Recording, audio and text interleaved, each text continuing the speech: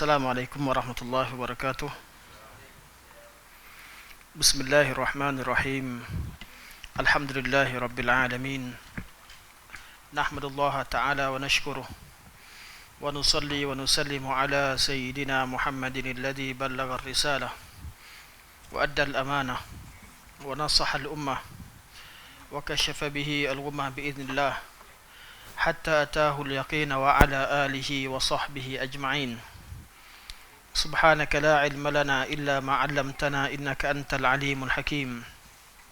رب اشرح لي صدري ويسر لي أمري واحلل عقدة من لساني يفقه قولي. أما بعد، فإن أصدق الحديث كتاب الله، وخير الهدي هدي محمد صلى الله عليه وسلم، وشر الأمور محدثاتها، وكل محدثة بدعة، وكل بدعة ضلالة، وكل ضلالة في النار. ثم أما بعد. Pertama sekali tahniah bagi yang terlantik lah pada hari ini. Saya pun tak tahu, hari ini tak bawa handset. Di waktu maghrib tadi ramai sibuk cerita, kata dah dilantik kabinet, dan kita tahniah je lah. Tahniah siapa yang terlantik. Dan kalau ada di kalangan yang ada yang menjadi pegawai-pegawainya, kita pun ucap tahniah lah, kalau ada. Dan cerita kita, tak kira lah siapa pun yang terlantik, majlis ilmu tetap jalan. Barakallahu fiik. Akramakallah. Hari ini kita sampai pada muka surat 105 daripada jilid kedua, Syarah Aqidah Tahawiyah oleh Imam Ibn Abil Is rahimahullah, terjemahan Al-Fadil Al-Ustaz Hasnan bin Kasan, Dr. Hasnan Kasan hafizahullah. Okey, kata Syekh, iaitu matan yang kita nak syarahkan. Wal amnu wal iyasu yanqulani an millatil Islam wa sabilul haqqi bainahuma li ahli al-qiblah. Merasa aman, wal amnu, rasa selamat, wal iyasu, dan merasa putus asa. Selamat apa? Selamat, merasa selamat daripada azab Allah Subhanahu wa taala. Merasa selamat daripada api neraka, merasa selamat daripada kemurkaan Allah Subhanahu wa taala. Wal iyasu, iyasu di sini diletakkan hamzah sebelum ya. Dalam bahasa Arab sama ada al-ya'su atau al-aisu, hamzah depan ke ya depan ke, maknanya sama. Maknanya sama. Al-ya'su putus asa, al-aisu pun putus asa. Kat sini kata al-iyasu dengan diletakkan hamzah di depan. Iyasu pun putus asa, ya'su pun putus asa. Sebelum ni Syekh menggunakan perkataan ya'su, sekarang menggunakan iyasu. Kedua-duanya maknanya sama. Wal amnu wal iyasu yanqulani an millatil Islam. Merasa aman dan selamat daripada azab Allah Subhanahu wa taala, dan merasa putus asa daripada rahmat Allah Subhanahu wa taala, yang kulani an millatil Islam, memindahkan seseorang daripada jalan Islam yang sebenar. Wasabilul haqqi bainahuma li ahli al-qiblah, dan jalan yang betul ialah yang berada antara kedua-duanya. Tidak terlalu yakin kita ni selamat daripada azab Allah Subhanahu wa taala, dan tidak terlalu putus asa takut dengan azab Allah Subhanahu wa taala. Berada di antara kedua-duanya, antara khauf dan raja, seperti mana yang pernah kita syarahkan. Wasabilul haqqi bainahuma li ahli al-qiblah, jalan yang benar ialah berada di antara kedua sifat tersebut bagi ahli al-qiblah, iaitu ahli Islam. Okey, kata Syekh syarah, kita baca dulu. Kata Syekh ikut pada matan. Rasa selamat daripada api neraka dan putus asa daripada rahmat Allah adalah mengeluarkan seseorang daripada agama Islam. Arti keluarkan bukan keluar dari Islam, arti keluarkan daripada praktik Islam yang sebenar. Jalan yang hak bagi ahli kiblat ialah antara keduanya. Kalau kita baca kat part ni ya, nampak macam Syekh nak kafirkan orang yang merasa putus asa daripada Islam, sedangkan Syekh nak cerita tentang jangan putus asa, jangan terkeluar dari Islam. Jadi Islam kat sini maksudnya terkeluar dari Islam, itu terkeluar daripada praktik dan juga cara untuk mengamalkan agama Islam yang sebenar. Syarah. Seorang hamba perlulah menjadi seorang yang takut dan harap.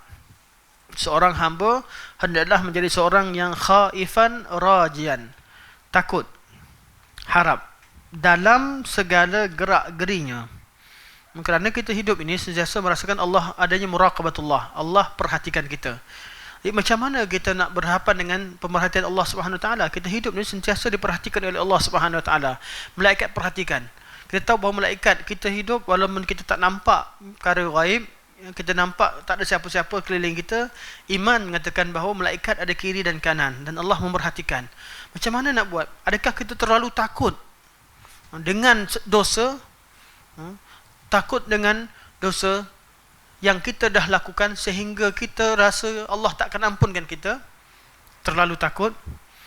Ataupun dengan kita merasa terlalu berharap di atas pahala atau suatu kebaikan yang kita lakukan, seolah-olah kita ni dah pasti Allah akan terima atau dah pasti jadi orang baik sebab baca hadis fadailul amal, kita baca hadis berkaitan dengan targhib dan sebagainya, kita merasakan bahawa apa yang kita buat lebih daripada apa yang si fulan yang masuk syurga buat. Si fulan tak buat amal kebaikan langsung, cuma potong duri daripada jalan, kemudian masuk syurga. Kita kata kita potong lebih berduri.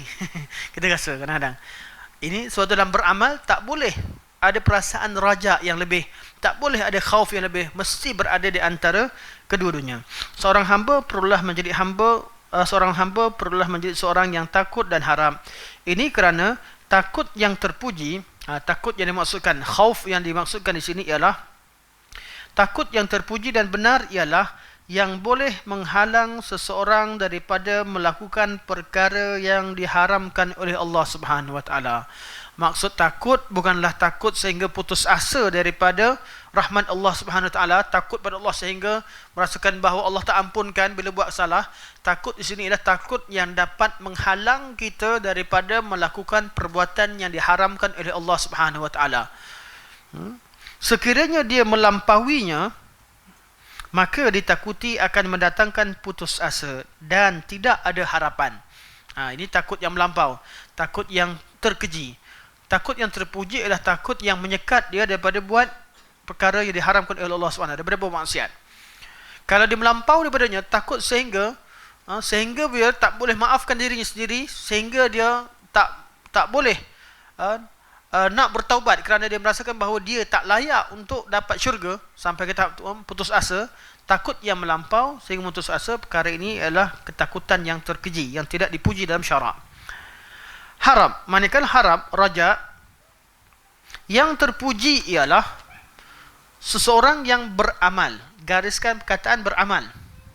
Jadi saya kena gariskan, kalau sebut gariskan ini sangat penting. Harap, harapan, iaitu kita mengharapkan syurga Allah, harapkan, cintakan kebaikan dan sebagainya. Okay. Harap, perasaan pengharapan yang tinggi pada Allah, harapan yang melahirkan apa? Melahirkan amalan. Bukan harapan yang meninggalkan amalan. Dia rasa harapan cerah ni. Allah kan Maha Ar-Rahman Ar-Rahim. Lelaki tu bunuh 100 orang, boleh Allah ampunkan. Aku tak pernah bunuh seorang pun, takkan tak ada harapan masuk syurga. Aku cuma tak sembahyang je. Ada orang di harapan dia sampai kepada meninggalkan amalan. Inilah golongan irja, golongan ahlul irja. Harapannya terlalu besar, mengharap terlalu tinggi sehingga tidak beramal. Dirasakan rahmat Allah maha luas, Allah mengampun. Tak apalah anak kita pakai tudung tak pakai tudung, Allah maha pengampun. Allah tahu kot panas kat Malaysia ni. Kalau dia ingat pakai tudung tak pakai tudung sebab panas. Sebab tu ni harapan. Kalau cerita tentang bab harap sehingga meninggalkan amalan, ini harapan yang terkeji. Harapan maksudkan ialah harap, kata Syekh, harap yang terpuji ialah seorang lelaki yang beramal. Kalau sebut seorang lelaki, tak sebut lelaki, ar-rajul, seseorang. Kalau disebutkan seseorang pun tak sebut lelaki pun, maksud lelaki, seseorang. Ar-rajul dalam bahasa Melayu diterjemahkan sebagai seseorang. Tidak semestinya seseorang lelaki. Tapi kalau sebut lelaki, termasuk juga hukumnya sama. Hukumnya sama, termasuk juga perempuan. Kecuali bila hukumnya hukum khas lelaki. Cerita seorang lelaki hendaklah panjangkan janggutnya. Yang pula kata perempuan pun masuk. Tak masuk. Ada hukum khas lelaki. Kalau sebut perempuan, asasnya adalah perempuan saja. Kecuali ada sebab adanya illah yang menunjukkan bahawa hukum itu juga terpakai untuk lelaki. Contohnya cerita tentang tutup aurat. Cerita pasal perempuan hendak tutup aurat semua. Lelaki wajib tutup aurat. Wajib juga. Cuma disebutkan perempuan kerana fokusnya pada perempuan. Kewajipan untuk aurat itu lebih kepada perempuan. Kerana sifat yang ada pada perempuan itu, sifat-sifat kecantikan, keindahan yang ada perempuan itu wajib dipelihara, wajib ditutup lebih daripada lelaki. Iaitu harap yang terpuji ialah seorang lelaki yang beramal dengan mentaati Allah Subhanahu wa taala, mengharapkan nur daripada Allah Subhanahu wa taala. Itu mengharapkan itu sebenarnya berdasarkan, kalau ikut pada bahasa asalnya.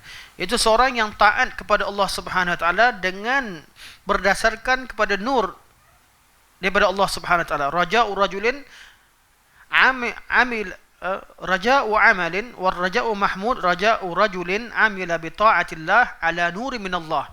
Iaitu harapan yang terpuji adalah perasaan berharap seorang lelaki beramal dengan ketaatan di atas nur daripada Allah, iaitu berdasarkan kepada petunjuk wahyu, petunjuk Allah Subhanahu wa taala. Kadang-kadang orang terlalu mengharap sehingga dia merasakan bahawa dia buat apa sekalipun confirm Allah terima. Termasuk dia buat sesuatu yang Allah tak ajarkan, dia baik. Harapan terlalu tinggi. Walaupun Allah Subhanahu wa taala rahmatnya maha luas, agama Allah ni mudah, tetapi tidak bererti kita bermudah-mudah. Kita puji Allah, zikir pada Allah, zikir perkara yang baik. Tetapi jangan sampai harapan terlalu luas sehingga berzikir, kita bebas berzikir dengan apa sekalipun, dengan perkataan yang kita reka sendiri. Walaupun agama itu mudah, tapi dia perlukan kepada dhawabit, perlukan kepada undang-undang yang mengawal agama itu sendiri. Betul kata Syekh, harapan yang baik ialah seorang lelaki beramal dengan mentaati Allah Subhanahu wa taala berdasarkan nur daripada Allah Subhanahu wa taala. Itu ala nuri min Allah. Iaitu mengharapkan ganjaran pahala daripadanya, fahuwa rajin li thawabihi, dan iaitu mengharapkan pahala daripada Allah Subhanahu wa taala, daripadanya. Okey. Ni harapan pertama, harapan yang melahirkan amalan dalam ikut pada nur daripada Allah Subhanahu wa taala, beramal sesuai dengan apa yang diajarkan oleh Allah Subhanahu wa taala. Ataupun kata Syekh, seorang lelaki melakukan satu dosa. Seorang lelaki melakukan dosa, kemudian bertaubat, lalu dia mengharapkan pengampunan daripada Allah Subhanahu wa taala. Dalam bab beramal, dia mengharap sampai harapan dia harap pada Allah dengan ikut apa yang Allah perintahkan, tidak melampaui sehingga buat sesuatu yang Allah tak perintahkan. Harapan terlalu luas sehingga buat apa sekalipun. Sembahyang harap terlalu luas, 2 rakaat jadi 4 rakaat, haramlah. Walaupun harapannya luas, benda baik, bukan jahat pun nak tambah rakaat dalam solat. Bukan benda, tapi harapannya melebihi sehingga itu yang terkeji. Yang terpuji ialah harapan berharap dengan beramal taat kepada Allah berdasarkan ala nuri min Allah, berdasarkan kepada apa yang di nur daripada Allah SWT, cahaya yang diberikan oleh Allah Subhanahu wa taala. Ataupun harap yang dikatakan harap yang baik ialah harapan yang timbul daripada seorang lelaki yang telah melakukan dosa, melakukan suatu kesalahan dan mengharap pengampunan daripada Allah Subhanahu wa taala, mengharapkan keampunan daripada Allah Subhanahu wa taala. Dia mengharapkan keampunan Allah Subhanahu wa taala. Allah Subhanahu wa taala berfirman, innal ladzina amanu wal ladzina hajaru wa jahadu fi sabilillah ulaika yarjuna rahmatullah, gariskan yarjuna rahmatullah wallahu ghafurur rahim, dan Allah Subhanahu wa taala Maha Pengampun, Maha Mengasihani. Tuan-tuan tengok ayat ni, apa yang pelik kat sini, bagi kita sekali imbas, sesungguhnya orang-orang yang beriman dan orang-orang yang berhijrah. Iman ni tahap yang Allah seru, Allah panggil, Allah iktiraf sebagai orang beriman. Artinya dia ni siapa? Orang beriman. Tempat mereka asalnya di syurga, orang beriman. Dan apa yang dia buat? Walladzina hajaru, dan orang-orang yang telah berhijrah. Satu amalan yang paling afdal pada zaman Nabi SAW. Dan takkan dapat pahala, takkan dapat orang selepasnya melakukan amalan selepasnya. Selepas pembukaan kota Mekah, la hijrata ba'dal fathi. Tak ada lagi hijrah selepas pembukaan kota Mekah. Muhajirin dan Ansar, orang yang paling utama dalam agama ini. Orang mereka adalah as-sabiqun al-awwaluna minal muhajirin wal ansar. Okey. Ni orang-orang hijrah. Muhajirin sudah pasti kedudukan mereka lebih tinggi daripada golongan Ansar. Dari segi pengorbanan mereka. Meninggalkan segala yang mereka miliki. Sesungguhnya orang-orang yang beriman dan orang-orang yang berhijrah. Tak cukup berhijrah, wajahadu fi sabilillah, dan mereka telah berjihad sesungguh-sungguhnya dalam menegakkan agama Allah Subhanahu wa taala. Apa mereka buat? Ulaika yarjuna rahmatallah. Mereka itulah orang-orang yang mengharapkan rahmat Allah Subhanahu wa taala. Rahmat Allah bukan dengan duduk dan diam. Erti rahmat tadi ialah dalam ketika ketaatan, kita cuba buat segala jenis ketaatan, berhijrah, di sini beriman, buat segala ketaatan hari iman ni masuk semua sekali amalan. Kemudian Allah fokuskan kepada dia berhijrah, berjihad fi sabilillah. Amalan ni amalan yang paling mulia dah, semua sekali dijanjikan syurga oleh Allah Subhanahu wa taala. Mereka ini apa? Ulaika, mereka itu yarjuna rahmatullah. Mereka inilah orang yang dikatakan orang-orang yang mengharapkan rahmat Allah Subhanahu wa taala. Manakala orang yang mengharapkan suatu rahmat Allah atau kebaikan-kebaikan daripada ibadat dengan tidak melakukan ibadat, itu bukan orang yang mengharap kepada Allah Subhanahu wa taala. Insya-Allah kita akan bincangkan daurah berkaitan batiniah ni, kata orang-orang yang mereka menjadikan bahawa amalan-amalan ni semua buku-buku yang perlu dibantah, banyak sangat ni. Berkaitan dengan fikrah, bagaimana orang yang memisahkan amal daripada Islam, atau memisah-misahkannya, bukan pisah, artinya mereka buang, mereka letakkan level. Islam, iman, ihsan itu ialah level yang bukan berada dalam satu kelompok. Allah SWT menjadikan apa? Orang yang berjihad. Jihad ni Islam, iman ke ihsan? Islam, betul, amalan zahir. Dan orang-orang yang orang jihad, orang yang berhijrah, orang yang sembahyang, orang yang puasa, semua sekali Islam, rukun Islam ke iman? Islam. Tapi pada masa sama, mereka mengharapkan yarjuna rahmatullah. Mereka ketika mereka beramal, mereka juga mengharapkan rahmat Allah. Ini berkaitan dengan iman, betul? Mentauhidkan Allah Subhanahu wa taala dengan raja dan khauf. Tauhidkan Allah Subhanahu wa taala. Jadi terpisah atau tidak? Dua. Tak pisah, orang yang sama. Kita solat takbir, daripada bermula solat yang bererti takbir, bermula dengan takbir dan ditutup berakhir dengan salam. Amal itu amal Islam ke, dalam kategori Islam ke, ihsan ke, ataupun iman, iman Islam, betul tak? Tapi pada masa sama khusyuk mereka solat, adakah khusyuk datang terpisah daripada amal ibadat tadi? Tak. Orang yang solat tadilah yang merasai khusyuk. Khusyuk itu hanya dikira hati yang dikatakan hati yang beriman pada Allah, yang mentauhidkan Allah, yang orang yang melakukan amalan zahir dengan amalan Islam, itulah orang yang sama yang melakukan amalan iman. Orang yang Islam, yang amalkan amalan Islam, buat amalan zahir, orang yang sama ketika solatnya itu dia merasakan tahap level, dia buat amalan hati yang mencapai tahap iman, iaitu raja pada Allah, harap pada Allah, takut pada Allah, khusyuk dan sebagainya.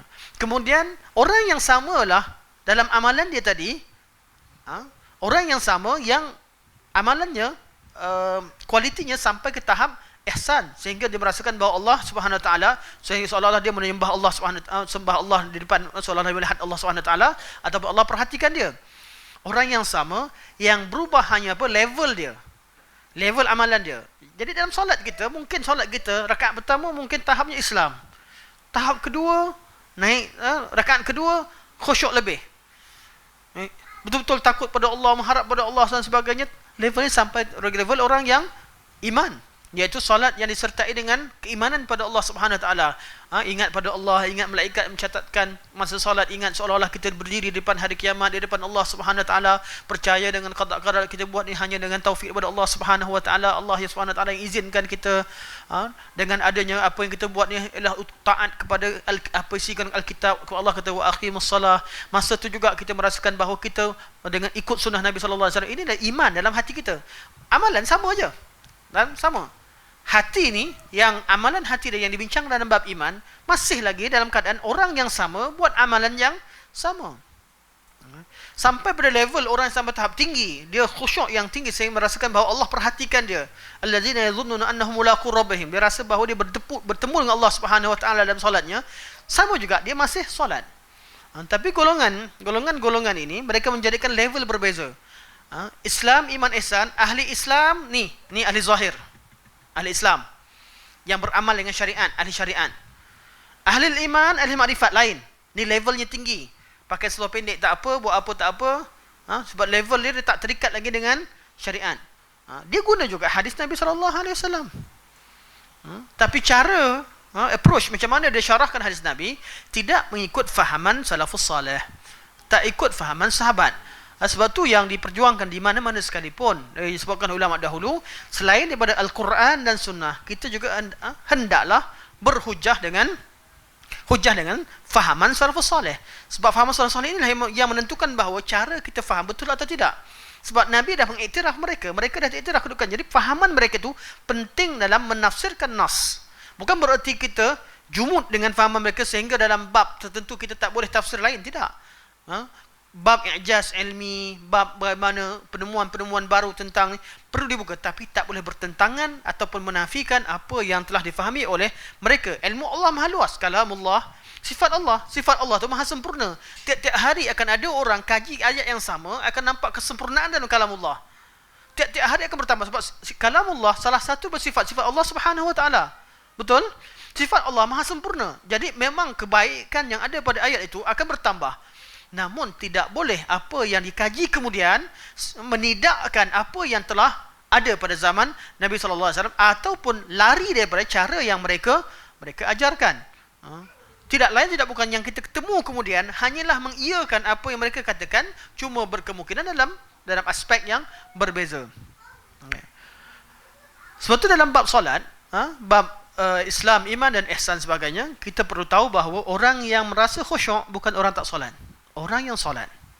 Sebab tu Allah kata, hendaklah kamu minta tolong Allah dengan sabar dan solat, sesungguhnya perkara itu sangat berat kecuali terhadap orang-orang yang khusyuk. Wasta'inu bisabri wassalah wa innaha lakabiratun, sangat besar. Illa 'alal khashi'in, kecuali ke atas orang-orang yang khusyuk. Yang berat tu apa? Khusyuk ke solat? Solat. Wasta'inu bisabri wassalah, minta tolong dengan Tuhanmu dengan sabar dan salah. Wa innaha lakabirah, dan sesungguhnya ia sangat berat. Yang beratnya apa? Salat. Yang beratnya itu sabar, yang beratnya beramal. Kecuali ke atas orang-orang khusyuk. Illa 'alal khashi'in, kecuali ke atas orang khusyuk. Orang khusyuk dia tak rasa berat untuk solat. Datang orang tertentu ditafsirkan khusyuk ni berat. Khusyuk ni susah, sangat berat sehingga apa? Tak semestinya orang yang solat dapat khusyuk. Tak semestinya solat dia diterima, tak semestinya. Jadi formulanya solat tak semestinya khusyuk. Akhirnya ada orang yang mendakwa tak perlu solat. Ke situ jadinya. Sedangkan Allah kata wa innaha lakabirah, sesungguhnya itu kembali kepada solat, kembali kepada sabar. Wa innaha lakabirah illa 'alal khashi'in, kecuali ke atas orang-orang yang khusyuk. Jadi kalau betul-betul seorang merasa khusyuk, dia tak rasa berat untuk sembahyang. Kalau bunyi azan, susah nak pergi masjid, artinya apa? Sembahyang tak khusyuk lah tu. Kalau sembahyang khusyuk, kita tak susah untuk ke masjid. Sebab tu makin kita beramal, kita akan makin mudah untuk kita beramal seterusnya. Orang yang pergi solat subuh, orang yang sama yang akan pergi ke salat zuhur, orang yang sama akan pergi kepada maghrib, isyak. Kalau orang yang sentiasa istiqamah, orang yang samalah yang istiqamah. Sebab apa? Amalan kebaikan akan menarik amal kebaikan yang lain. Dan hati, sebab tu khusyuk tadi, Sebabkan kita rasa manis dan indahnya solat tadi, khusyuk dan solat tadi, itulah menyebabkan kita rajin terus solat. Kalau ada orang rasa tahap khusyuk cara lain dengan tak solat, itu bukan khusyuk yang diiktiraf. Sebab khusyuk dan amalan hati, raja dan sebagainya yang melahirkan amalan. Sebab tu kata Syekh, harapan yang terpuji ialah seorang lelaki beramal mentaati Allah Subhanahu wa taala atas dasar ataupun atas petunjuk nur daripada Allah Subhanahu wa ta'ala. Innal ladzina amanu wal ladzina hajaru wa jahadu fi sabilillah ulaika yarjuna rahmatullah. Mereka yang telah beriman, mereka yang telah berhijrah, mereka telah berjihad, inilah dia orang-orang yang dikatakan berharap atau mengharapkan rahmat daripada Allah Subhanahu Wa Taala. Bukan orang yang duduk diam tak buat amal kemudian dia kata dialah yang hatinya mengharap pada Allah Subhanahu Wa Taala, mengharapkan rahmat Allah. Rahmat Allah Subhanahu Wa Taala, rahmat Subhanahu Wa Taala itu ada sebab-sebabnya. Asbabnya diterangkan dalam syara' ala nurun minallah. Apa yang Allah suka, apa yang Allah tak suka, Allah beritahu. Kerja kita usahakan, buatlah sesungguhnya dalam keadaan mengharapkan rahmat daripada Allah Subhanahu Wa Taala. Bukan bererti kita yakin kita harapkan rahmat Allah Subhanahu Wa Taala. Yakin Allah beri rahmat. Tapi keadaan amalan kita terima tak terima, jangan kita rasakan bahawa amalan kita confirm diterima. Sebab apa? Masih lagi bagi ruang untuk khauf. Akan Syekh akan cerita selepas ini. Sebab tu kat mana ayat tunjuk kat sini khauf, kita rahmat saja. Sedangkan tajuk kita di sini tentang khauf. Wallahu ghafurur rahim. Dan Allah Maha Pengampun, Maha Mengasihani. Kenapa mengampun? Mereka ni beriman, berhijrah, berjihad, harapkan rahmat Allah. Allah tak kata Allah Subhanahu Wa Taala Maha Allah wallahu dzul fadlil azim. Allah mempunyai kurniaan yang besar. Mereka harapkan rahmat Allah, Allah bagi rahmat. Tapi Allah kata wallahu ghafurur rahim, dan Allah Maha Pengampun. Artinya apa? Ada benda. Dalam kita buat baik sekalipun mungkin ada kesalahan. Dalam kita berjihad sekalipun ada kesalahan. Hati kita mungkin kurang ikhlas. Kadang-kadang datang dalam berjihad, tengah berperang, nampak orang puji. Kadang-kadang waktu solat kita adanya perasaan tengah solat kerana Allah Subhanahu Wa Taala, tiba-tiba datang lintasan hati untuk riak, sum'ah. Wujud tidak? Wujud. Tidak bererti orang beriman tidak datang godaan. Tidak bererti orang beriman amalan dia mesti sempurna. Ada waktunya ketika dia beramal, adanya kekangan-kekangan yang datang, adanya halangan-halangan yang mereka temui. Betul Allah kata untuk tutup ayat menutup pada orang yang berjihad, orang yang solat, orang yang beriman, orang yang hijrah tadi. Allah tutup wallahu ghafurur rahim. Allah mengampunkan. Jadi kenapa harapkan rahmat Allah? Sebab kita tahu bahawa amalan kita tak sempurna. Kita cuma harapkan rahmat Allah. Allah tengoklah apa usaha yang kita buat tadi. Hati kita mengharap kepada Allah. Walaupun ada kekurangan tadi, minta. Lepas tu lepas solat kita istighfar. Lepas tu ada kita wukuf di Arafah, thumma afidu min haitsu afadhan nas wastaghfirullah. Kemudian pergilah keluar daripada Arafah bersama orang-orang yang lain dan istighfarlah pada Allah Subhanahu. Sedangkan hari Arafah hari yang paling mulia. Hari dalam setahun, waktu matahari yang terbaik yang terbit pada hari yang matahari terbaik adalah matahari yang keluar pada hari Arafah, dan Allah dah mengampunkan. Allah Subhanahu Wa Taala sedia untuk terima apa yang diminta pada mereka. Lepas keluar Allah tetap lagi kata wastaghfirullah, dan istighfarlah pada Allah. Rasulullah sallallahu alaihi wasallam perjuangkan agama Allah, berdakwah di jalan agama Allah, bermula dengan bermula di Mekah Mukarramah sehingga nak dibunuh, sehingga masuk dalam gua. Allah kata situ Allah menang Nabi sallallahu alaihi wasallam, menangkan. Illa tansuru faqad nasarahullah. Sampailah menang prinsip. Sampai ketika hujungnya Nabi menang, betul-betul menang yang zahir. Menang awal ketika hijrah, Allah kata faqad nasarahullah. Tatkala Nabi pertahankan kalimah tauhid, Nabi berdakwah terus-menerus berdakwah walaupun Nabi dikejar dan dibunuh, nak dibunuh. Nabi tetap pertahankan sehinggalah Allah kata idza jaa nasrullahi wal fath. Tatkala datang nasrullah dan pembukaan kota Mekah. Wa ra'aitan nasa yadkhuluna fi dinillahi afwaja, dan kamu melihat manusia datang. Wa ra'aitan nasa yadkhuluna fi dinillahi afwaja. Manusia datang ramai-ramai masuk Islam. Sebelum ni Nabi nak cari seorang pun susah. Kat Mekah Nabi pergi kat pasar-pasar panggil ayuhan nas qulu la ilaha illallah, wahai manusia katakan la ilaha illallah. Datang Abu Lahab kat belakang, itu orang gila, itu anak buahku. Susah seorang nak masuk. Sekarang ini di kota Mekah yang sama, di tempat yang sama, Allah ingatkan, Allah beritahu bahawa telah datang pembukaan kota Mekah, orang yang datang berbondong-bondong. Bukan Nabi lagi pergi kejar manusia, tidak. Waktu tu manusia masuk dalam agama Islam berbondong-bondong, satu kejayaan yang besar. Wa ra'aitan nas Wara'aita an-nas yadkhuluna fi dinillahi afwaja. Wara'aita an-nas yadkhuluna fi dinillahi afwaja. Fasabbih bihamdi rabbika wastaghfir. Maka bertasbihlah dengan puji Allah dan istighfar pada Allah Subhanahu wa taala. Walaupun Nabi sallallahu alaihi wasallam perbuatan Nabi maksum. Nabi perjuangkan agama Allah dalam bab berdakwah memang maksum. Dalam bab kemanusiaan mungkin Nabi kurang, tapi bab berdakwah Nabi maksum. Nabi menyampaikan segala sesuatu wahyu, Nabi korbankan segala-galanya, Allah tetap suruh Nabi istighfar. Innahu kana tawwaba. Sepatutnya ceritalah tentang kelebihan.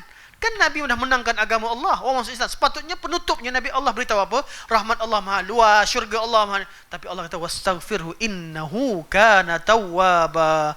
Sesungguhnya Allah itu Maha penerima taubat. Itu taubat untuk siapa? Supaya waktu kita buat kebaikan jangan harap terlalu tinggi. Masih lagi kita ada perasaan khauf, istighfar, taubat pada Allah. Allah kata kepada Nabi wastaghfirhu innahu kana tawwaba. Dan ayat sini juga ayat yang penting. Bila ayat begini Allah kata fasabbih bihamdi rabbik, dan bertasbihlah dengan puji Allah. Apa tasbih? Sucikan Allah dengan cara puji Allah. Bukan sucikan Allah dengan menafikan kekurangan-kekurangan, menafi yang mufassal. Nah, di sini ruang untuk ahli kalam fikirkan. Allah kata apa? Fasabbih, dan sucikanlah Tuhanmu bihamdi rabbik, dengan memuji Tuhanmu. Jadi kalau nak sucikan Allah, suci dengan puji Allah Subhanahu wa taala. Allah Maha sempurna. Tak perlu kata Allah bukan jauhar, Allah bukan arat, Allah tidak bertempat, Allah tidak begini. Didetailkan segala sifat kekurangan tersebut ketika mengisbatkan sifat Allah Subhanahu wa taala. Nak puji Allah, puji dengan cara, dan sucikan Allah, suci dengan cara puji Allah Subhanahu wa taala. Fasabbih bihamdi rabbika wastaghfir. Jadi tasbih kat mana? Umum, subhanallah, Maha suci Allah. Tak payah sebut Maha suci Allah daripada, kecuali kalau dengar apa yang mereka sifatkan. Subhanallah amma yusyrikun, subhanallah amma yasifun. Tatkala mereka buat syirik terhadap tauhid uluhiyah, subhanallah amma yusyrikun. Tatkala mereka buat syirik dalam bab asma sifat, subhanallah amma yasifun, daripada apa yang mereka sifatkan Allah dengan tidak sepatutnya. Ini berkaitan dengan apa? Tengok pada keadaan. Itu pun secara umum. Cuma kadang-kadang mereka orang yang buat yang langgar hak Allah ataupun tidak memberikan hak Allah sebenarnya, kadang-kadang dalam bab amalan, kadang-kadang dalam bab perkataan, dalam mensifatkan Allah, kadang-kadang dalam bab i'tikad mereka yang tidak patut, seperti mana i'tikad orang musyrikin yang tak percaya tentang bab Isra' Mi'raj. Allah kata subhanallazi asra bi 'abdihi lailan minal masjidil haram ilal masjidil aqsa. Maha suci Allah. Kenapa maha suci Allah? Sebab orang musyrikin tak percaya. Dah tahu ni Nabi Allah, Allah Maha berkuasa. Allah nak isra'kan Nabi daripada Makkah sampai ke Baitul Maqdis. Mereka tak percaya. Abu Bakar cukup nak tanya, in qala zalik, kalau Nabi yang kata, artinya pastikan bab perkara-perkara yang pelik ni datang dari siapa? Kalau datang daripada Nabi, tak ada pelik dah. Sebab apa? Nabi. Adanya ijaz, adanya mukjizat. Kalau ada cerita perkara yang berlaku di luar asbab, datang daripada siapa? Datang daripada bukan Rasulullah, kita tak percaya sebab semua manusia perlu pada asbab.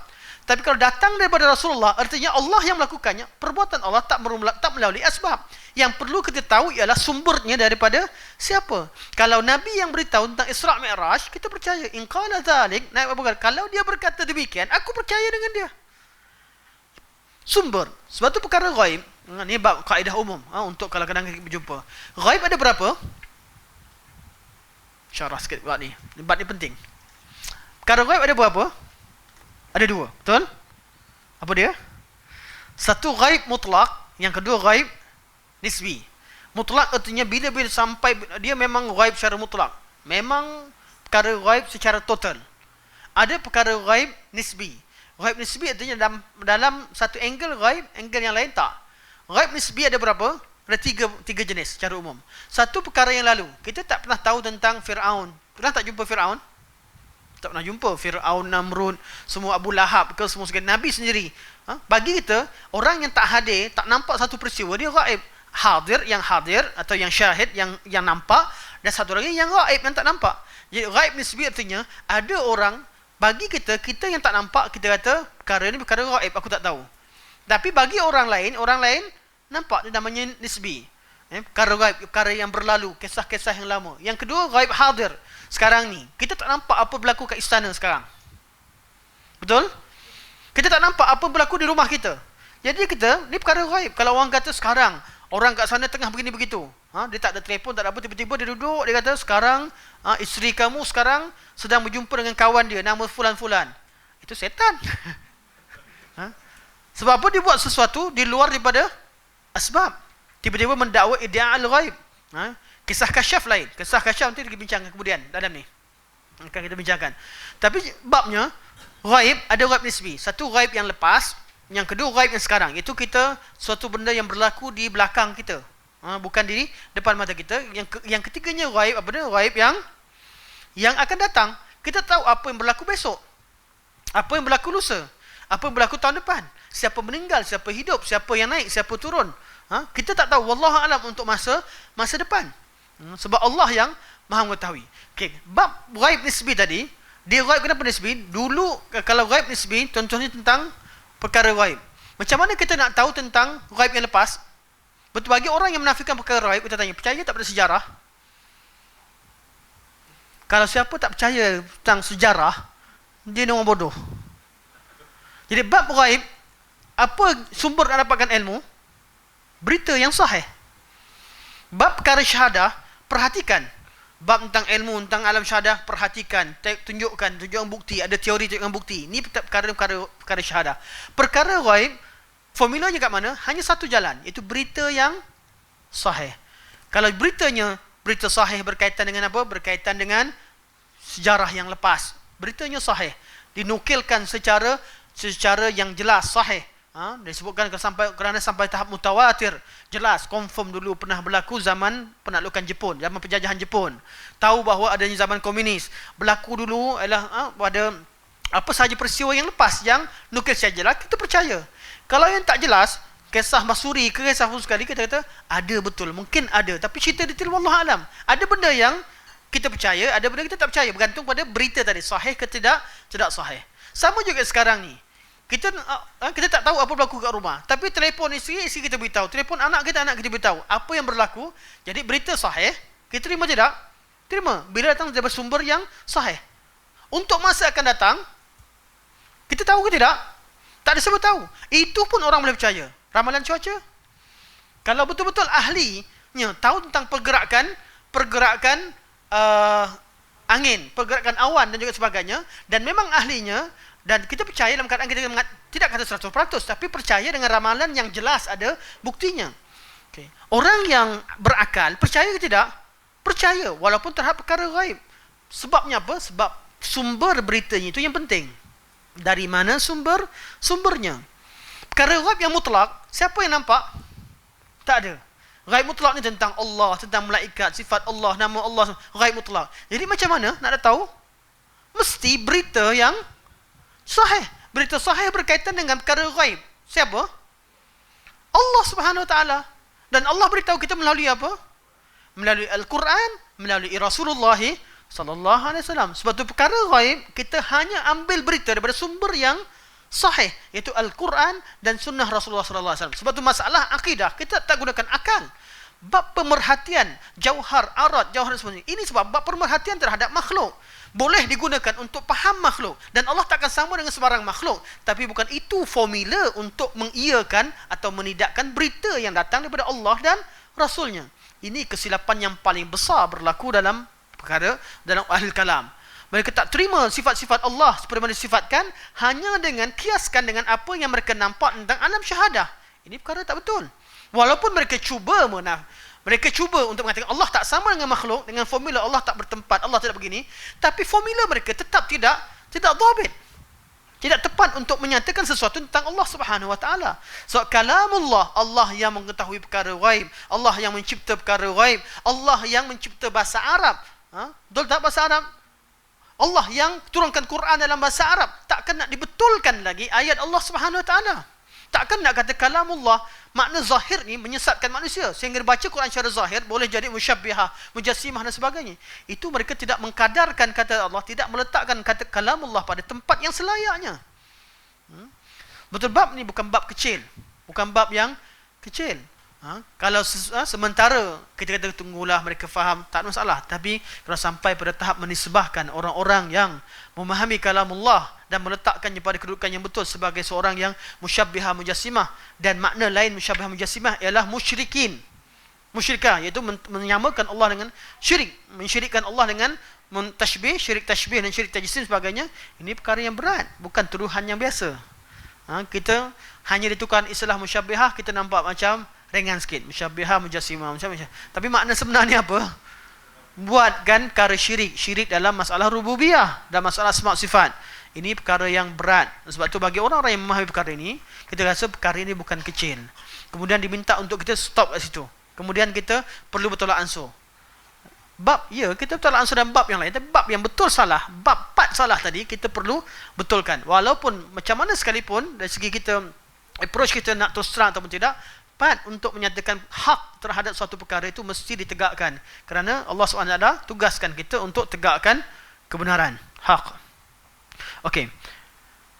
Wallahu ghafur rahim. Dan Allah SWT maha ghafur dan rahim. Manakala kalau lelaki itu berterusan melakukan dosa, lalu dia mengharapkan rahmat Allah Subhanahu Wa Taala, terlalu harap rahmat Allah sehingga dia buat dosa, tak apalah, Allah mengampunkan.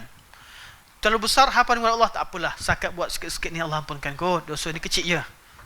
Sampai kita melihat dosa tu kecil. Tidak melihat kita sedang, tidak melihat dia sedang lawan dengan siapa. Dilihat pada kecilnya dosa. Walaupun dosa itu dosa kecil, tapi kadang-kadang dosa kecil jadi besar bila kita pandang dosa kecil itu dengan sebelah mata. Kita rasa kecil. Sebab tu, manakala kalau seorang lelaki itu berterusan, ini balik tajuk kita ya, jangan tinggalkan sedap tentang tadi. Balik pada bab raja, khauf dan raja. Tinggalkan dulu bab ghaib semua sekali itu syarah luar. Balik semula bab khauf dan raja. Okey. Manakala kalau seorang lelaki itu berterusan melakukan dosa, lalu dia mengharapkan rahmat Allah Subhanahu Wa Taala, maka ini dinamakan tipu daya, angan-angan dan harapan dusta. Abu Ali Al-Ruzbari, Abu Ali Ar-Ruzbari sebenarnya, bukan Rubazari. Ar-Ruzbari. Kalau tengok mana bahasa Arab. Okey. Abu Ali Ar-Ruzbari, alif lam ra waw zal ba alif ra ya. Tak apa. Alif la. Bukan sahabat, salah seorang daripada ulama sufi yang terkenal, sufi yang awal. Kalau sufi awal apa beza? Sufi tahun 300 ke bawah. Mana sufi pada awal-awal sebelum tahun ke 400 atau 500 ke atas, sufi-sufi yang menceritakan tentang tasawuf, cerita tentang hati, cerita tentang zuhud dan sebagainya. Dan belum ada lagi satu tarikat pun. Manakala sufi yang datang kemudian yang memisahkan amalan zahir dengan amalan dengan syariat dan sebagainya, dan ataupun beramal dengan amalan yang tak disyariatkan, iaitu buat zikir-zikir tersendiri, sufi yang datang kemudian. Jadi sufi-sufi yang awal biasanya dinukilkan dalam kitab-kitab Ahlussunnah wal Jamaah. Walaupun ulama berbeza pandangan dalam bab cara mereka menafsirkan dalam bab tertentu, dalam bab mereka melampau dalam bab meraihkan persoalan hati sehingga menafikan hak-hak berkaitan dengan perkara-perkara fiqh dan sebagainya, tapi kata-kata mereka tidak terkeluar pun daripada Quran dan Sunnah. Kebanyakan kata mereka masih lagi dicedok, diambil daripada Al-Quran dan Sunnah. Cuma cara mereka, approach mereka sangat mengutamakan satu bab sehingga melupakan bab yang lain. Itu sufi yang pertama. Jadi Abu Ali Ar-Ruzbari antara ulama yang awal. Bukan beliau meninggal pada tahun 322. Baik, itu lebih kurang sebaya waktu meninggalnya Abu Hasan Al-Asy'ari. Mana sezaman, lebih kurang zaman-zaman awal. Zaman-zaman tersebut belum ada lagi sebarang cerita tarikat. Sufi yang ditentang oleh ulama banyak ialah sufi yang memisahkan syariat atau mengatakan bahawa syariat ini boleh ditambah zikirnya, boleh ditentukan sendiri. Adanya cerita tentang masalah-masalah berkaitan dengan cerita tentang kasyaf yang berlebih-lebihan, menjadikan ia sebagai sumber pensyariatan. Sebelumnya diakui bahawa berlakunya beberapa perkara yang dikatakan sebagai karamah kepada aulia. Tetapi itu berlaku dengan kehendak Allah dan tidak menambah, tidak mengubah, tidak menambah, tidak mengurang pensyariat Allah Subhanahu taala. Sufi yang melampau kemudian mimpinya mereka, ilham mereka, apa yang mereka nampak sebenarnya mereka jadikan itu sebagai sumber, salah satu sumber untuk beramal. Sebab tu amalan boleh beramal apa? Mimpi. Zikir sekian dapat pada mimpi. Kadang-kadang si fulan boleh dijadikan bahawa orang tu bersalah sebab apa? Sebab guru mereka nampak dia bersalah begini begitu. Ini suatu perkara yang melampaui batas. Berlaku bila? Kemudian. Sufi yang awal hanya sekadar cerita tentang raja, khauf, cerita tentang khusyuk, cerita tentang zuhud, cerita tentang wara', cerita dan babak lain. Inilah dia zaman-zaman antaranya adalah Abu Ali Ar-Ruzbari. Abu Ali Ar-Ruzbari tukarkan Z tu pada lepas pada U. Ar-Ruzbari. U tu kalau buat 2 kali lagi cantik. Ruzbari. Abu Ali Ar-Ruzbari rahimahullah berkata. Beliau berkata, takut dan harap seperti 2 kepak burung. Raja dan khauf, kita ni dalam keadaan badan burung ni apa? Ibadat kita dan juga ibadah kita. Apa yang kita lakukan? Hidup kita ni seperti seekor burung yang menentukan dalam amal ibadah kita kepada Allah SWT sebagai hamba Allah ni memerlukan kepada dua kepak, 2 sayap. 2 sayap. Kata Abu Ali Al-Ruzbari, kata beliau, takut dan harap, jadi raja dan khauf, seperti khauf dan raja seperti 2 kepak burung. Apabila kedua-duanya seimbang, maka ia terbang dengan seimbang dan sempurna. Pernah terbang? Tengok ada burung.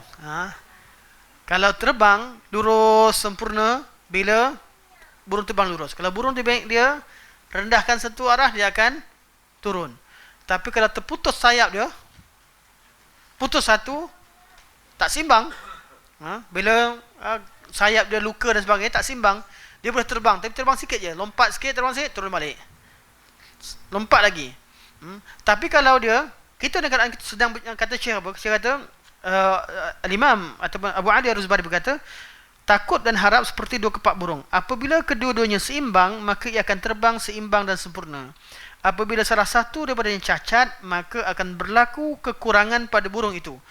Cacat, maka tak seimbang cara dia terbang. Burung yang dilanggar, kepaknya sebelah kepak dia luka. Jadi dia terbang, boleh kejap je. Kadang-kadang memang tak boleh terbang langsung. Sebab apa? Sebab tidak seimbang. Manakala kalau kedua-duanya tidak ada, burung tadi yang ke atas tiba-tiba patah sayap terus, maka burung itu berada di sempadan maut. Burung itu akan jatuh. Sempadan maut artinya dia akan jatuh. Kita beribadah pada Allah, badan burung ini seperti apa? Seperti kita sendiri. Ataupun mahabbah, sifat mahabbah yang menciptakan satu amalan. Amalan yang kita lakukan. Amalan yang kita lakukan bersama kita sendiri ni hendaklah berada di antara khauf dan raja, di tengah-tengah antara keduanya. Dan sifat keduanya dia perlu seimbang. Waktu kita buat maksiat, boleh buat maksiat, hendaklah lebihkan janib khauf. Jangan sampai berterusan buat maksiat, kita terlepas. Maka ada sifat khauf, takut pada Allah, menyebabkan kita stabil balik. Takut tadi menyebabkan kita taubat pada maksiat. Waktu kita buat perkara kebaikan, sehingga kita rasa harapan terlalu tinggi, letak juga sifat takut. Kalau takut berlebihan sehingga rasa putus asa, datang balik sifat harap. Baca hadis, contoh kita buat dosa banyak sangat, kemudian kita rasa dosa terlalu banyak dan tak ada peluang untuk buat baik. Contohnya lah, bahasa yang contoh yang paling mudah, mak ayah kita. Kalau ada hak-hak tertentu yang kita tak sempat nak minta maaf, kita buat salah, kita rasa tak sempat minta maaf, mereka pun dah meninggal. Kesalahan yang kita rasakan tak tahu nak minta dengan siapa. Bagaimana caranya?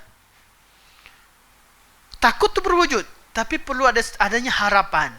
Harap rahmat Allah. Harap dengan rahmat, walaupun hak makhluk, tapi harap Allah SWT akan sempurnakan urusan kita di hari hisab.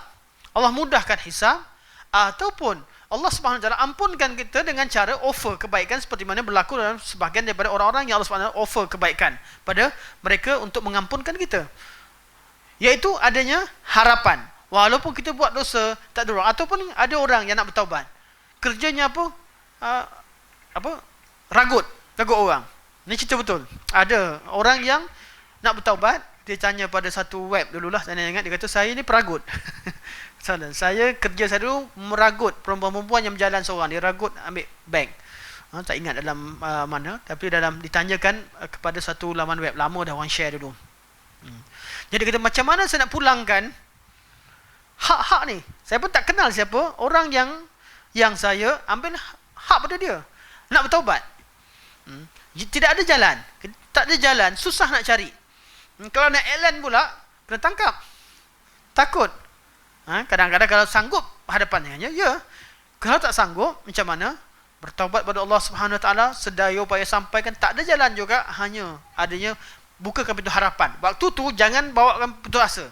Aku ni habislah aku berdosa sampai Allah takkan ampunkan, daripada aku tak confirm masuk syurga Allah boleh terima aku, lebih baik aku ragut lagi. Jangan sampai putus asa tentang rahmat Allah sehingga menyebabkan dia terus buat perkara jahat. Okey. Apabila kedua-duanya seimbang, okey, habis ni. Okey. Allah Subhanahu Wa Taala telah berfirman memuji orang yang takut dan harap dengan firman-Nya, amman huwa qanitun ana al-laili sajidan wa qa'iman yahzaru al-akhirah wa yarjuna rahmat rabbih. Engkaukah yang lebih baik atau orang yang taat mengerjakan ibadah pada waktu malam dengan sujud dan berdiri sambil takutkan azab hari akhirat serta mengharapkan rahmat Tuhanmu? Untuk kerana masa kita gariskan dulu, yahzarul akhirah takut, yarjuna rahmat rabbih harap. Adanya khauf dan raja. Allah tanya, adakah kamu lebih baik, itu orang-orang musyrik atau orang-orang yang buat maksiat, orang fasik, ataupun orang-orang yang waktu malamnya bangun tengah-tengah malam bersujud kepada Allah Subhanahu Wa Taala, takut pada hari akhirat, mengharapkan rahmat Allah, siapa lebih baik? Sudah tentu orang yang bangun tadi lebih baik. Tatajafa junubuhum, ayat yang lain Allah kata tatajafa junubuhum anil madaji' yad'una rabbahum khaufan wa tama'a. Orang yang bangun, jauhkan diri mereka daripada tempat tidur. Tatajafa junubuhum anil madaji', jauhkan diri mereka, punggung mereka daripada tempat mereka baring, tempat mereka tidur. Yad'una rabbahum khaufan wa tama'a, berdoa kepada Rabb mereka dengan keadaan khauf dan tamak. Tamak itu raja. Khauf, takutkan azab, mengharapkan rahmat Allah Subhanahu Wa Taala. Sebab Allah kata, afaman kana mu'minan kaman kana fasiqa la yastawun.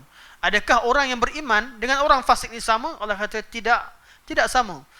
Artinya raja dan khauf tadi, ayat raja khauf Allah letak kepada orang yang beramal soleh. Sujud tadi dalam keadaan adanya raja, adanya khauf bersama. Harap ataupun raja akan menghasilkan takut. Sekiranya bukan kerana harapkan rahmat Allah Subhanahu Wa Taala, nescaya orang itu akan rasa tenang dan tidak takut terhadap azab Allah Subhanahu Wa Taala. Takut pula menghasilkan rasa harap. Kalau bukan kerana takut, nescaya seorang itu akan putus asa dan tidak ada harapan.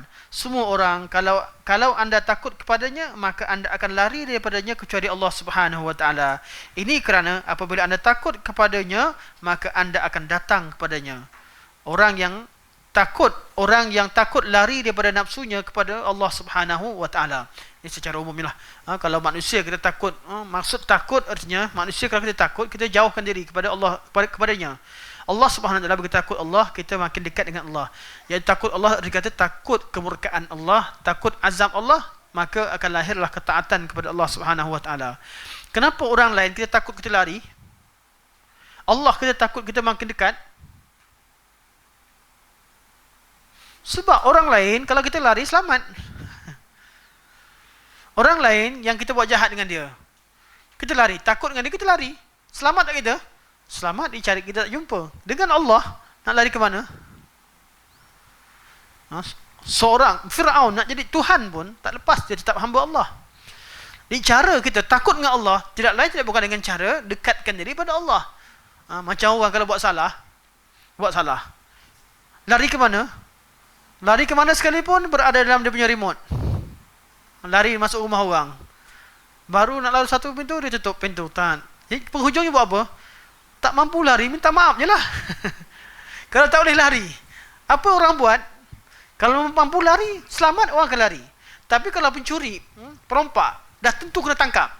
Nak pergi mana sekalipun takkan lepas. Orang yang bijak, apa mereka buat? Taubat, minta maaf, minta pengampunan dengan Allah Subhanahu Wa Taala. Kita takut dengan Allah, kita takkan lari, takkan dapat buat salah dengan Allah Subhanahu Wa Taala, takkan dapat lepas diri daripada Allah Subhanahu Wa Taala. Jadi cara takut pada Allah, caranya adalah dengan minta ampun dengan Allah Subhanahu Wa Taala, kerana kita takkan mampu lari daripada bumi Allah Subhanahu Wa Taala, takkan mampu lari daripada kekuasaan Allah Subhanahu Wa Taala.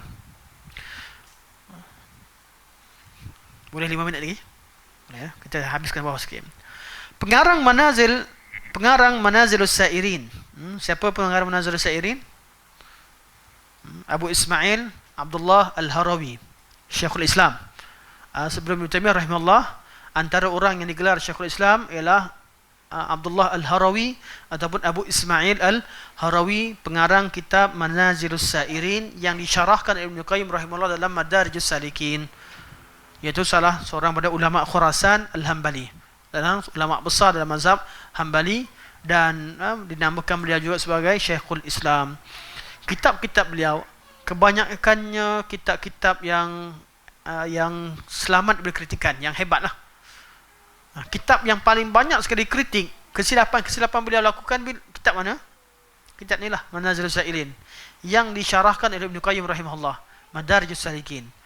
Tujuan Ibn Qayyim rahimahullah syarahkan kitab Manazilus Sairin untuk membetulkan sebahagian pada kesilapan Al-Harawi dalam menafsirkan, dalam meletakkan Manazilus Sairin, kedudukan orang-orang yang berjalan menuju pada Allah Subhanahu Wa Taala. Silap kat mana kitab Manazilus Sairin? Manzilah yang pertama, manzil yang pertama sekali, mana tahap pertama ialah raja. Sedangkan Syekh terangkan bahawa raja tahap yang tinggi. Harapan ini berada bukan pada awal. Ini yang dibincangkan. Al-Harawi, kitab Harawi yang selalu kita sebut, yang kita rujuk, kitab apa? Kitab kita jumpa Dhammul Kalam wa Ahli. Dia tulis satu kitab yang sangat cantik, iaitu kejian terhadap ilmu kalam dan ahlinya, yang menunjukkan bahawa ilmu kalam tidak dikeji pada ahlinya, tetapi ilmu itu sendiri. Dhammul Kalam wa Ahli. Siapa pengarangnya? Al-Imam Syekhul Islam Abu Ismail Al-Harawi. Dan kitab yang lain, kitab Al-Faruq. Tentu ada buku, kitab tidak besar, tidak terlalu ini, tapi sangat penting. Kitab Al-Faruq. Al-Faruq ialah kitab dalam bab asma' sifat, mensyarahkan nama-nama dan sifat Allah Subhanahu Wa Taala, juga syarah dengan kaedah Ahlussunnah wal Jamaah, iaitu dengan menggunakan kaedah Ahlussunnah manhaj salaf. Sama juga kitab Manazilus Sairin. Manazilus Sairin, kesilapan berlaku dalam mensyarahkan manazil, tempat-tempat tertentu, dalam mensyarahkan perkara tersebut. Namun dalam asma' sifat, beliau mensyarahkan asma' sifat, beliau berjalan mengikut manhaj salaf. Sebab tu Al-Harawi antara ulama-ulama penting yang bercerita tentang ilmu kalam. Malah dalam kitab Ibn Taimiyah rahimahullah, kitab Risalah At-Tis'iniyah, ada 90 hujah, lebih kurang 90 hujah untuk menolak pandangan Asy'ariyah yang mengatakan bahawa kalamullah itu kalamun nafs, bukan kalam secara hakiki. Memang kita bincang Allah sifat kalam. Tadi dalam mazhab Asy'ariyah, bezanya apa? Mereka kata sifat kalam adalah sifat ma'ani. Ma'ani apa dia? Sifat yang tidak ada, yang maknanya saja, ma'ani. Untuk Allah makna apa? Kalamullah itu kalamun nafs. Allah bercakap dalam zatnya. Jadi yang adanya, maknanya datang daripada Allah Subhanahu Wa Taala, lafaznya itu datang daripada Allah, tapi bukan dengan kalamullah yang hakikat. Bukan Allah, betul kata kalamullah tidak bersuara, tak boleh didengar dan sebagainya. Ibn Taimiyah rahimahullah menolak hujahnya dalam kitab Risalah At-Tis'iniyah bahawa kalamullah, kalam yang dapat didengar, hatta yasma'a kalamullah, sehingga dia mendengar kalamullah. Beliau datangkan ayat-ayat Allah Subhanahu Wa Taala beritahu bahawa kalamullah, memang malaikat Jibril alaihissalam mendengar daripada Allah Subhanahu Wa Taala kalamnya, kemudian baru sampaikan kepada Rasulullah sallallahu alaihi wasallam. Kalamullah itu boleh didengar. Sebab tu bila Allah kata salamun qaulam mir rabbir rahim di hari kiamat, kata-kata yang betul-betul hakikat. Kata-kata betul-betul hakikat yang memang dapat didengar, kalam daripada Allah Subhanahu Wa Taala. Tatkala Nabi Musa alaihissalam berborak dengan Allah Subhanahu Wa Taala di Tur Sina, di Bukit Tur, memang Musa bercakap dan berbicara dengan Allah Subhanahu Wa Taala, suara Allah Subhanahu Wa Taala. Tanpa kita fikirkan, kenapa kat bumi, kenapa bersuara, kenapa fa'alul lima yurid. Dalam bab perbuatan Allah, ahli sunnah pegang pada fa'alul lima yurid. Allah Maha melakukan apa dia nak. Tak perlu syaratkan Allah tak boleh bercakap kat bumi, tak boleh bercakap, mesti bercakap begini, cakap Allah tak ada suara. Ahli kalam meletakkan syarat-syarat terhadap perbuatan Allah Subhanahu Wa Taala. Ahli sunnah wal jamaah mengatakan bahawa Allah Subhanahu Wa Taala Maha melakukan apa yang dia kehendaki, fa'alul lima yurid. Sebab tu kalau Allah kata istiwa, istiwalah. Allah kata turun, turunlah. Allah kata datang, datanglah. Sebab Allah fa'alul lima yurid. Allah berkata dengan Nabi Muhammad SAW di atas di langit. Di langitlah. Kalau Allah berkata dengan Nabi Musa di bumilah. Allah Maha melakukan apa yang dia nak. La yus'alu amma yaf'al wa hum yus'alun. Allah tak dipersoalkan apa yang Allah buat. Malah mereka yang perlu disoalkan perbuatan mereka. Jangan persoalkan macam mana perbuatan Allah Subhanahu Wa Taala. Ini manhaj yang perlu dipegang oleh ahli sunnah wal jamaah. Jelas kerana kaedah ini diambil daripada ayat-ayat Allah Subhanahu Wa Taala. Manakala kata Allah berkata tapi tak boleh begini, tak boleh begini, kalau begini sama dengan makhluk.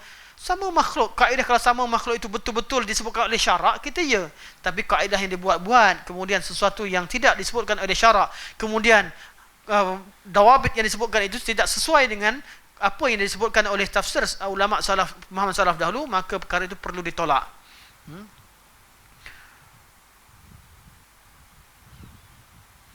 Okey. Habiskan sikit lagi. Pengarang Manazilus Sa'irin berkata, harap adalah martabat martabat orang yang mencari keredaan Allah Subhanahu Wa Taala yang paling rendah. Jadi kat sini yang ditolak, yang paling rendah. Sebenarnya rajak dan khauf bukan paling rendah. Kalau rajak dan khauf ditafsirkan dengan bahasa, ya, orang nak harap sesuatu, takut sesuatu, baru dia buat. Itu ya. Tapi dari segi syarak, orang yang dah buat sesuatu tahap paling tinggi, berjuang jalan Allah, jihad sekalipun, masih ada rajak khauf, artinya tidak sepatutnya rajak dan khauf diletakkan level yang paling rendah. Malah rajak dan khauf berjalan seiring dengan kehidupan seorang mukmin, start daripada awal hidupnya sehinggalah pada akhirnya mereka sentiasa bersama dengan rajak dan khauf dalam amal ibadahnya. Tidak ada suatu benda yang tidak satu ketika mereka terpisah daripada kedua-dua perkataan tadi. Sebab kedua-dua sifat tadi. Sebab itulah mahabbah, rajak dan khauf dah 3 rukun terhadap amal qalbiyah. Mahabbah melahirkan amalan, selepas ada amalan perlu adanya rajak dan khauf. Kata-katanya ini boleh diperbincangkan, boleh dipertikaikan. Sebaliknya harap dan takut dalam rupa bentuk yang telah disebutkan merupakan martabat orang yang mencari keredaan Allah Subhanahu Wa Taala yang paling tinggi. Dalam sahih daripada Nabi sallallahu alaihi wasallam, ia bersabda, aku mengikut sangkaan hamba-Ku. Allah Subhanahu Wa Taala berkata dalam hadis sahih Bukhari, Allah kata apa? Allah kata, aku ana 'inda dhanni 'abdi bi falyazunnu bi ma syaa. Aku mengikut sangkaan hamba-Ku terhadapku, maka seseorang itu boleh bersangka terhadapku mengikut apa yang dikehendaki. Sebab tu husnuzan dengan Allah Subhanahu Wa Taala perkara yang sangat dituntut dalam syarak. Apa sahaja yang berlaku, jangan sangka buruk. Walaupun perkara itu buruk pada kita, ketahuilah bahawa perbuatan Allah itu lebih sempurna daripada perbuatan kita. Pilihan Allah lebih sempurna daripada pilihan kita. Sakit macam mana sekalipun, kita ada husnuzan dengan Allah Subhanahu Wa Taala. Husnuzan bagaimana? Redha dengan ketetapan Allah Subhanahu Wa Taala. Kalau Allah bagi sembuh, ruang untuk sembuh, Allah boleh hidupkan orang mati. Takkan tak boleh hidupkan orang yang sakit tenat. Kalau orang mati pun boleh hidup, boleh dihidupkan, orang yang sakit tenat takkan tak boleh disembuhkan oleh Allah Subhanahu Wa Taala. Berapa ramai orang yang dah ditalkinkan. Saya baru jumpa masa mak sakit, masa mak saya sakit sebelum meninggal, jumpa dengan seorang pakcik, dia kata, bila dia cerita tentang silang, kata, saya dulu pun stroke juga, dia kata, sama juga. Waktu tu memang dah sampai ke tahap masuk hospital lama, kemudian orang datang, tiap-tiap orang datang mentalkinkan dia, suruh ucapkan kalimah la ilaha illallah. Dia nak ikut pun susah, dia kata berat mulut nak ucapkan, tapi dia dengar. Tiap-tiap orang nampak dia talkinkan. Sekarang sihat. Tapi lepas mak saya meninggal, beliau pun dah meninggal lah. Dah meninggal. Dah pun ditalkinkan. Tapi sihatlah meninggal dulu. Masa sekarang ni, masa meninggal ni, meninggal dengan sihat. Maksudnya orang yang sakit sampai ke tahap ditalqin, semua orang hadir nampak talqinkan juga, boleh sihat. Okay. Maka orang-orang yang sakit yang secara sekadar biasa, jangan suuzon dengan Allah Subhanahu Wa Taala. Kalau rasa harap sakit dalam keadaan apa, kita ada harapan untuk sembuh. Tapi masalah khauf, takut tak sembuh. Ini macam mana? Berdoa, istighfar banyak-banyak. Takut sakit ini menyebabkan kita meninggal. Perlu ada dua-dua. Harapan tu ada, takut juga perlu ada. Menyebabkan sekarang ni apa buat? Sehat tak sehat, yang penting Allah redha dengan kita. Yang menjadikan, yang melahirkan amalan. Harapan, waktu kita sakit, yang penting sekali kita buat sesuatu yang redakan Allah Subhanahu Wa Taala. Yang Allah redha pada kita, sama ada sakit, sehat, atau ada masalah, tak ada masalah, yang penting Allah redha. Inilah ya kerja kita. Ini namanya husnuzan dengan Allah Subhanahu Wa Taala. Dalam Sahih Muslim, daripada Jabir radhiyallahu anhu telah berkata, aku telah mendengar Rasulullah sallallahu alaihi wasallam berkata. Okey, soalan cepu mas.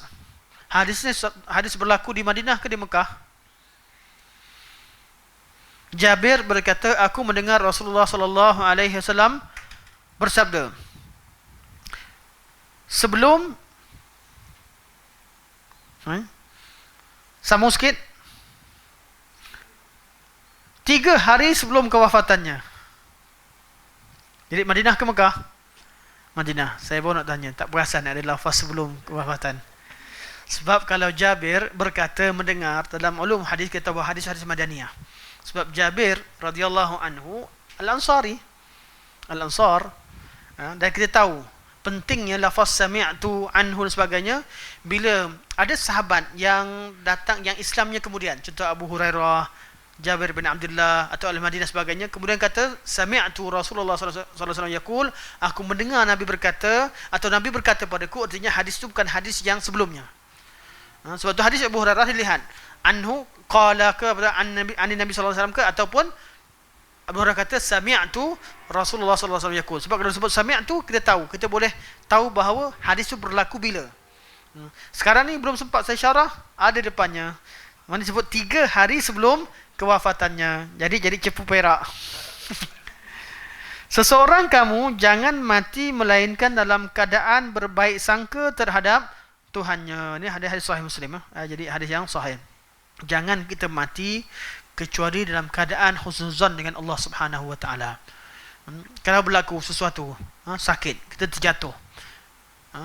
Ingat apa? Kalau ingat mati, husnuzan dengan Allah. Kita kadang-kadang kita takut. Memang amalan kita tak sempurna. Kalau suruh mati, berani tak mati? Tak berani, sebab amalan kita sempurna. Tapi kalau dah berlaku satu benda, tatkala berlaku musibah, hendaklah waktu mati ini husnuzan dengan Allah Subhanahu Wa Taala. Husnuzan, istighfar cepat-cepat, minta tolong dengan Allah, husnuzan dengan Allah, tawakal ala Allah. Sebab apa? Dah tiba masanya yang kita berusaha selama ni, memang kita adanya khauf dan raja, ada perasaan takut dan harap. Takkan ada siapa rasa dia sempurna, dia yakin, tidak.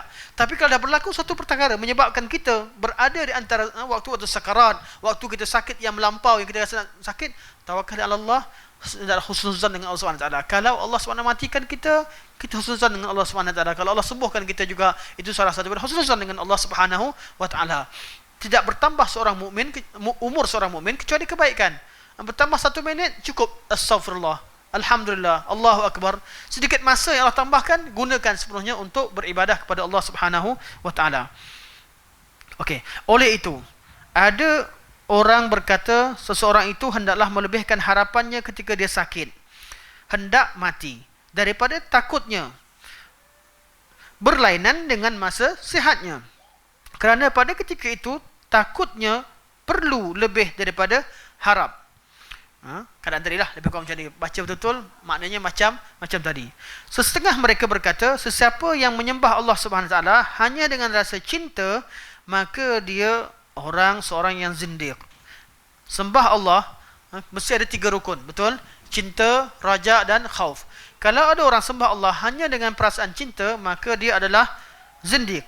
Dan orang yang menyembahnya dengan rasa cinta, takut dan harap, maka dia seorang mukmin yang mengesakannya.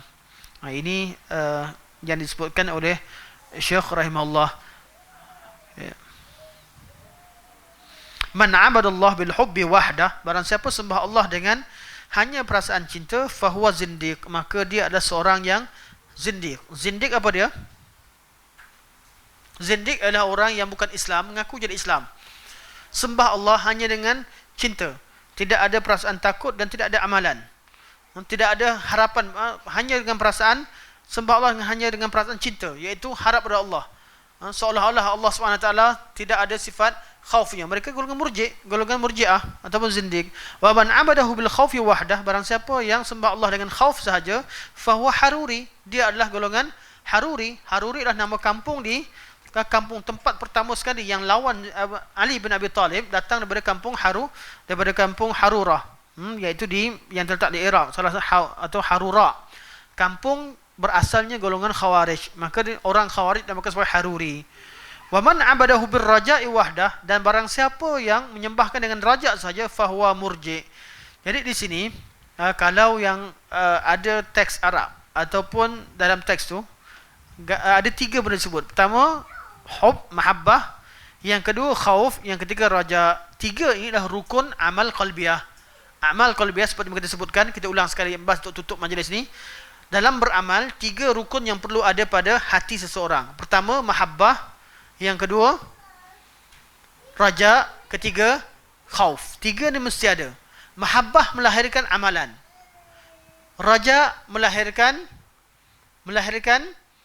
amalan. Juga melahirkan harapan pada Allah Subhanahu Wa Taala, amalan. Khauf juga melahirkan amalan kebaikan, iaitu dengan takut pada Allah Subhanahu Wa Taala. Dengan adanya amalan, ada raja, mahabbah, raja dan khauf, cinta terhadap amal ibadah yang kita lakukan. Yang kedua, terlalu mengharap. Kita mengharap bahawa Allah Subhanahu Wa Taala terima amalan kita walaupun kekurangan yang ada kekurangan. Dan keempat, khauf, takut Allah Subhanahu Wa Taala tak terima amal kebaikan kita. Kerana apa? Kerana kecuaian yang lakukan, maka perbaikilah amalan. Semua sekali melahirkan tahap amalan yang sempurna, itu ihsan. 3 tadi ada surah Fatihah seperti mana Nasri sebut, ulang sekali imbas. Alhamdulillahirabbil alamin, melahirkan perasaan mahabbah kerana Allah tu Rabb seluruh alam. Ar-Rahmanir Rahim, melahirkan perasaan rahman, raja. Allah tu Ar-Rahman Ar-Rahim. Dan Maliki Yaumiddin, melahirkan perasaan khauf kerana Allah yang memiliki hari pembalasan. Allah Maha membalas walaupun kita mengharap. 3 perkataan ini akan melahirkan apa? Melahirkan ibadah kita, iaitu iyyaka na'budu wa iyyaka nasta'in, hanya pada Kau yang kami sembah, hanya pada Kau kami minta pertolongan. Sebenarnya ada syair, tapi penterjemah tidak meletakkan syair. Cuma bagian anda rasa tidak terlalu penting untuk syarahkan. Kita sampai sini seperti mana yang disebutkan oleh oleh Syekh tanpa sebutkan syair. Syairnya ada syair yang disebutkan oleh Hasan Mahmud Al-Warraq, Mahmud Al-Warraq atau Al-Warraq, Mahmud bin Hasan Al-Warraq, namanya sini tidak Al-Warraq, sebenarnya sepatnya Al-Warraq. Mahmud bin Hasan Al-Warraq, mengeluarkan satu syair yang sangat cantik dalam bab mensyarahkan erti raja dan khauf. Tapi tak apalah, sampai sini kita buka soalan ringkas kalau ada soalan. Allah sayang maksudnya? Ya, Allah sayang.